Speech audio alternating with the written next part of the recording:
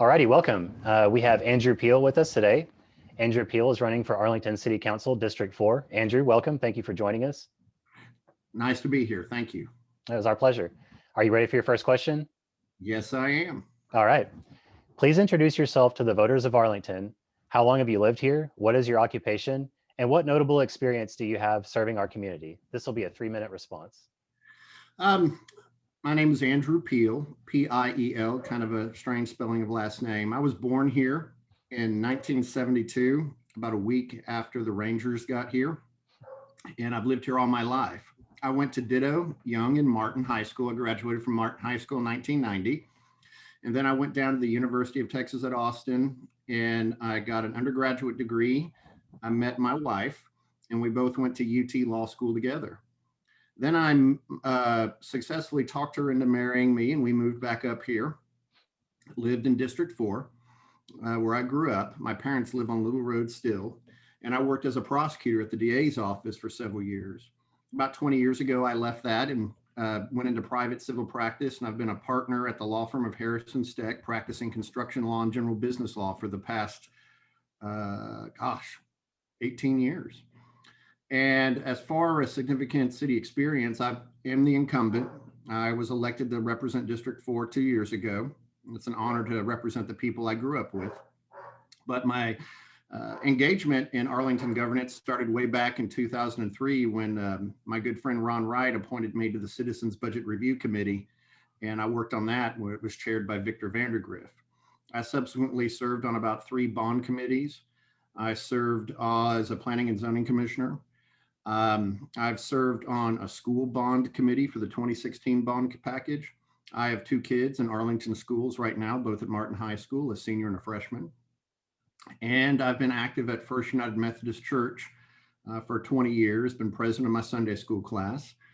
And there's a few other things I can think of, but I was in YMA. I was in YMA for like 12 years. So I've been familiar with this procedure all the way up into where I became an old man and aged out. What else can I think about? I just like, some of the things I've been active in the community of the past year is trying to make the city work for people that I grew up with, normal people who paid the money to support it. So for the past 2 years, I've focused on things like a citywide comprehensive drainage plan to deal with flooding issues in Arlington. Arlington is a lot more built out now, and so are adjacent communities, and that means there's a lot of issue with floodwater. I've worked with Enchanted Lakes neighborhood to help eliminate some egrets that were, their waste was polluting their entire neighborhood. I've worked with several small businesses like Hair Biz on Little Road to help them clear the permitting process and try to get open. I've worked with some neighborhoods off Little Road to address flooding from infill development that flooded their homes to try to fix that. So that's some of the things I've been up to for the past 2 years. Thank you. Okay, next question, and this will be a 2-minute response. Why are you running for office?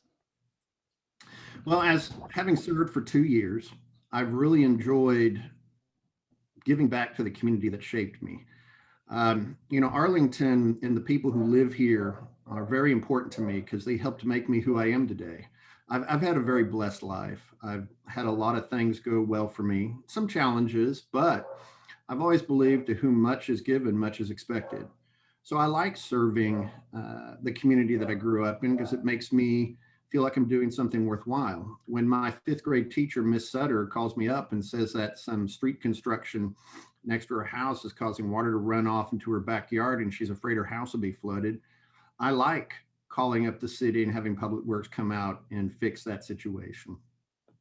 I also think Arlington has an existential crisis it faces, and that is its aging 60s, 70s, and 80s homes that we need to encourage new young families to buy and move into and fix up with their own money. Thank God for Chip and Joanna Gaines, because we need their influence to be able to have people buy old homes in Arlington and fix them up. So I really think city policy needs to be focused on enhancing neighborhoods and providing the amenities and services and safety to where people want to buy our older homes. I mean, let's be honest, the housing product in Arlington is older than new housing product further out. You know, if you want to go to Aledo or go down to Waxahachie, Midlothian, there's more space, there's lots of new build. But Arlington has some inherent advantages in that its location is incredible. And we have a good, diverse community where people can feel comfortable growing up, having their kids grow up and be safe. And that's what I'm committed to because I want more families to move here and buy our houses. Thank you. Okay, next question. What are your top 3 priorities for stimulating small business activity and entrepreneurship in Arlington? And this will be a 2-minute response. Well, number one is revisiting the city's economic plan. At the last economic strategy plan, at the last session, we approved a re-engagement with a consultancy that we used 8 years ago to draft our current economic development plan. And it needs to be modified. So we need to get on top of that and take the input of Arlington Board of Realtors, the Chamber of Commerce, and just people in neighborhoods to figure out what they want us to do in order to reallocate resources to affect economic development. Now, that feeds into another very important change. I'm chair of the City Council's Economic Development Committee. We have a new powerful tool in Arlington. We have the Economic Development Corporation, which will be funded by a quarter-cent sales tax paid for by the people of Arlington and visitors to Arlington, that will allow us to invest in public-private partnerships and other initiatives to encourage economic development. Part of rewriting our economic development plan is to account for the new powerful tool we have. And what I think we need to do with that money is we need to focus on some smaller projects. We need to find people in Arlington who have started a business that has potential, something that has a positive economic return and that is economically sound. And we need to look at investing in those businesses. I mean, there will always be a place for national developers to come in, but it's best if you grow your own because those people are more dedicated to the community. And we must make these investments in a way that benefits neighborhoods and further increases the likelihood that young people will want to buy our older homes and fix them up. So I really think that is one of the most important things. And that goes to my third priority.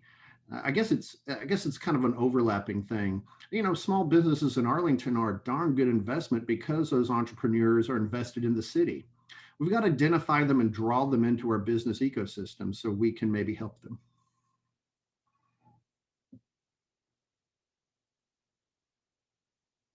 Okay, you're on mute, Chris. Thank you. I appreciate that. No worries. Thank you for that response. Ready for the next question? Yes, sir. Okay. Do you feel that the current development impact fee schedule, certificate of occupancy procedures, or permitting processes should be modified? And if so, in what ways? And this will be 2 minutes. I think that based on my experience with some businesses that I've had so far, that they are too complex for normal people to understand. And I think if you're an experienced developer, it's not a problem because you have a lot of back office support that can help you navigate the codes and processes that Arlington has in place. But what I've seen over and over again, working with Hair Biz, working with a ballet studio in Arlington, working with Hurtado Barbecue. Hurtado had some challenges managing the city's permitting process, and that's probably one of the most outstanding, attractive places in Arlington to eat right now. And there's been some other situations where there was a brewery that wanted to open in Arlington. And because they got hit with several changes and several costs they did not anticipate at the tail end of the permitting process, it totally blew up their financing plan and they weren't able to open. And that's something that Arlington needs to create a sense of community. So if I had a choice, I would say that we need to simplify it, or we need to have some sort of in-house attitude to help people get to yes and help them understand what the city is going to ask of them very early on in the process so they can incorporate that into their business model and their financing. So, you know, that's a lot of what I do is facilitate people's problems with the city permitting process. Now, I will say that the people in planning at the city are good people. They mean well. But sometimes people get in a tunnel vision and they're afraid to move outside of a box because they're afraid, I think, of breaking a city rule. We need to continue to inculcate into our city staff the goal of getting to yes when it comes to small businesses. And that takes consistent effort and working with city staff and consistently setting the tone that we want to get to yes to help small businesses. Thank you. Okay, next question. What should the city do differently, if anything, to address problems with neglected multifamily housing structures? This will be a 2-minute response. You know, this is something that's really been an issue for Arlington for a long, long time. Code enforcement is very, very important. Uh, Making sure owners are held to account, making sure out of city landlords who don't feel a commitment to the community, that just see it as money flowing out of Arlington, are held to account. There are multiple apartment complexes that have failed the people of the city of Arlington.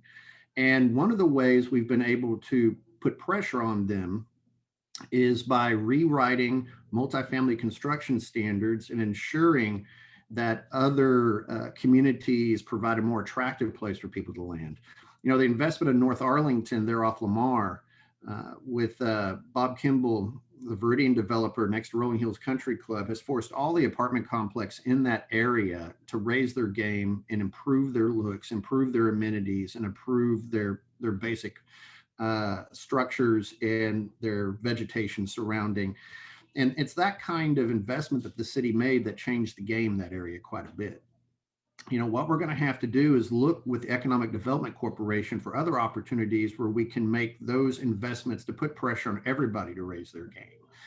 And also, I serve on the board of the Arlington Housing Finance Corporation, where we, you know, deal with tax credit proposals to bring in quality housing into Arlington. One of the things that I've worked hard to do is to change the focus of the Arlington Housing Finance Corporation to attracting developers who are willing to rehab older projects. And there's one called Spanish Trails in the southeast corner of Park Row. Park Row in Cooper, that has gone through that process and looks a lot better now.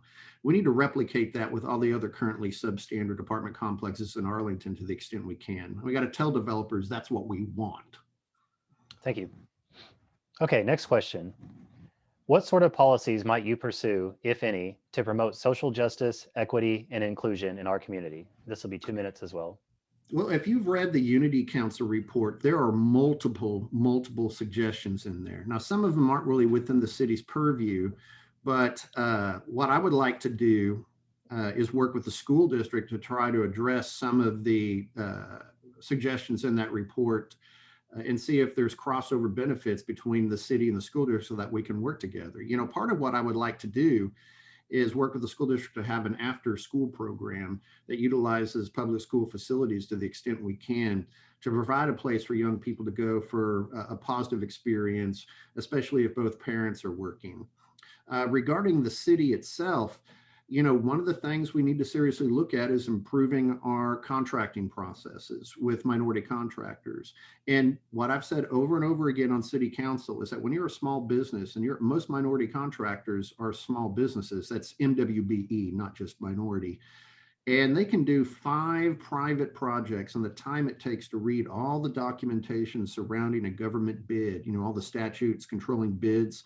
And a lot of times they're like, you know, I'm a construction law attorney, and they'll be like, I don't want to bid on the city construction project. I'm going to do 5 private jobs and make more money than it takes me to figure out all these laws and all this application process. You know, they want my birth certificate. And what we really need to do as a city is perhaps break down our contracts into smaller ones so people can get them and be able to handle them with the bonding capacity that they have, but also so that we've got to be able to teach people and demystify the contracting with the city process. To that end, I've asked the city's contracting officer in charge of minority contracting to teach more seminars online to demystify this process. Plus, you're going to have to walk out to where these businesses are, find them, and pull them in, because there's a reticence to do these sort of things because of the complexity with bidding and government work. Thank you. Okay, next question. What initiatives will you pursue, if any, to address homelessness and poverty in Arlington? This will be 2 minutes as well. I think we have to continue to work with the Arlington Housing Finance Corporation to create, it's places where people can live that's affordable. The Arlington Housing Finance Corporation has an eviction prevention program that allows us to help people with their rent, when there are down times. We need to increase awareness of those programs, because once somebody gets out of a home, it's like Maslow's hierarchy of needs. At the top is self-actualization, and down here is fighting in the jungle to get food. Mhm. Well, once you push somebody out and they're just desperately looking for a place to live, the stresses go up. So their ability to keep a job goes down, their ability to get back on their feet goes down. And I think a lot of studies, if you look in the city of Houston, they created a program called Housing First for the homeless people in their community, where the bottom line is they give them a place to live that's safe. Okay. And once you remove that struggle, people become much more able with the bandwidth of their mind and their brain to apply themselves to other successful programs to get on their feet. The other thing is we must really, really continue to work with our churches and with our mental health professionals, including Texas MHMR, to help treat these people who might have a mental challenge that prevents them from being able to handle activities that would benefit them economically. And that requires the evaluation of people in determining what their needs are, once they get into the system. Panhandling is a big, big problem in Arlington right now. And I asked for a police report on it last time. And what I found is that panhandling people aren't really those at need. The police chief told us that panhandlers make about $100 to $300 a day standing out there. It would be much better if people directed those funds to mental health programs in Mission Arlington and Arlington charities, rather than giving it to people in the corners in Arlington. It would benefit people more. Thank you.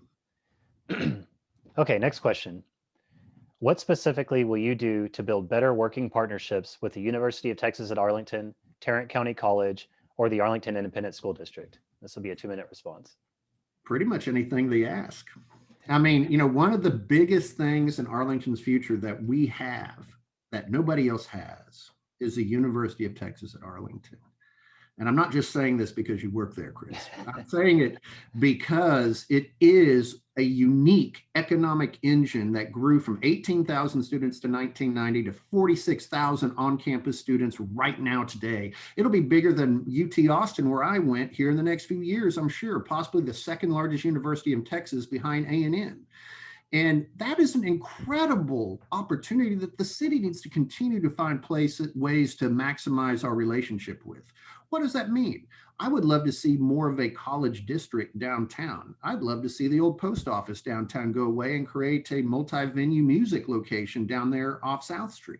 I'd love to see more students wanting to stay around town, because the most critical thing in Arlington's future, in my mind, is convincing 3 to 5% of UT Arlington grads to stay here after they graduate.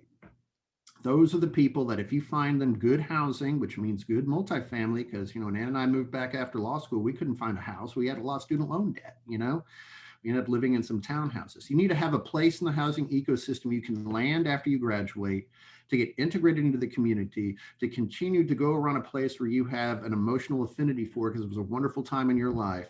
And those are the people who will work here, start businesses here, and buy our older homes and fix them up.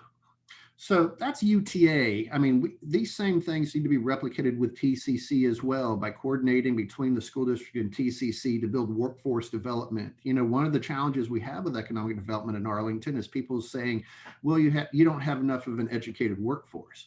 Well, looking at Dan Deipert's Center and what goes on at TCC, those are important parts of making this all happen.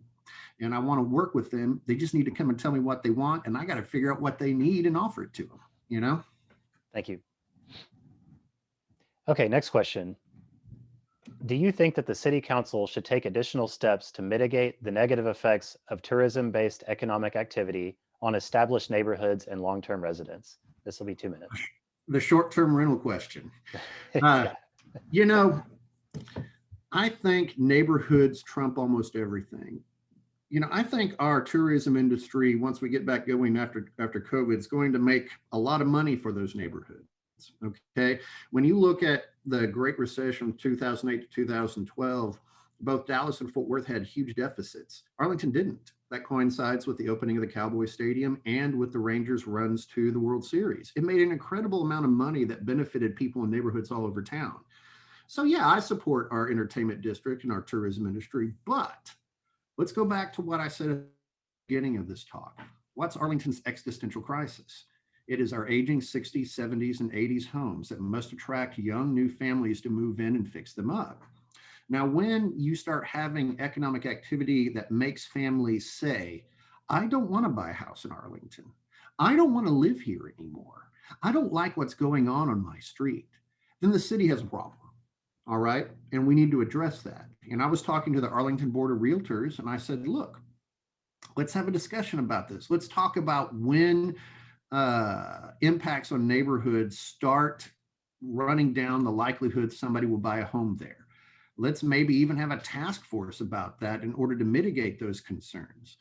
And, part of what we're doing to help change some of those concerns is we've just bought land we bought a building in North Arlington that's going to become our North Arlington Police Station, just across the street from Hurricane Harbor on Lamar Boulevard. And that particular allocation of law enforcement up there going around those areas is really reassuring to the neighborhoods up there and lets them know that, hey, we have these incredible economic engines in Arlington, but your neighborhood comes first, and we're going to protect your neighborhood from any adverse impacts that radiate out from tourism activity in Arlington. Thank you. All right, ready for your last question? That's all? Okay, go ahead. This will be a 3-minute response. Okay. What will make you a better candidate for city council than your competitors? I think my long-standing connections with the community. And I also think the experience I bring to the table right now all really, really helps. One of the things that's difficult about this job is this. I'm showing you, well, come on, green screen. This is the budget of the city of Arlington. Okay, you can see how thick that is? Mm-hmm. That's the budget, all right? I've read through this thing several times for 2 years now. In managing this budget is going to be really important for the city of Arlington going forward. Government is the efficient and effective allocation of scarce resources. And if resources aren't scarce, then probably your taxes are too high. So, my experience working through the COVID crisis, whenever we hit COVID, we immediately adjusted the city's budget down $20 million. Working with the city staff to prevent any sort of crash that we've had as a result of the negative economic impact. And it was really enlightening to learn all the things we could do within the budget. Did you know Arlington has 6 different funds in its budget? Not just one big bank account. We have 6 different funds: the water fund, the general fund, and several other funds. And learning about that has really given me an understanding of how to push back on city staff sometimes when maybe they don't see things the way perhaps they ought to, that a normal taxpayer in Arlington should.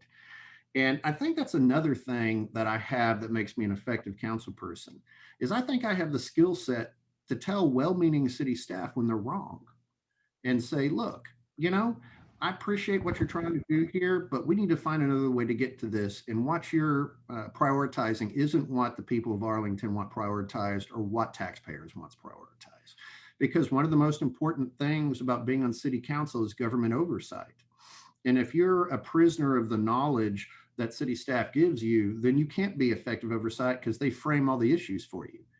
My experience on the P&Z and on several committees, bond committees, and as a business law attorney in Arlington, and just living here and knowing so many people here for the past 48 years of my life, oh gosh, I'm 49 years of my life, I just had a birthday, has allowed me to have a broad overview of Arlington's future, have a realistic understanding of the challenges that faces it, and a skill set that helps me navigate those challenges, go to city staff, push them to be better. I mean, come on, the best bosses we've ever had are the ones that kind of put a little pressure on you so you would reach your potential, right?